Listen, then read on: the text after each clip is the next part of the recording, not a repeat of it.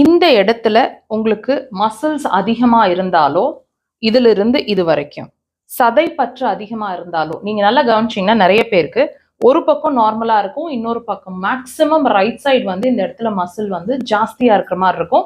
டெஃபினட்டா வலி இங்க இருந்து இது வரைக்கும் மாறி மாறி இருக்கிற மாதிரி இருக்கும், அங்கங்க வலிக்கிற மாதிரி ஃபீல் பண்ணுவீங்க. இந்த இடத்துல உங்களுக்கு அந்த சதை பற்று அதிகமா இருந்தாலோ அல்லது உங்களுக்கு வலிகள் இருந்தாலோ இந்த இடம் ஃபுல்லா வலி எங்க இருந்தாலும் இந்த பாயிண்ட் ரொம்ப ஹெல்ப்ஃபுல்லா இருக்கும். லொகேஷன் காட்டுறேன் பாருங்க.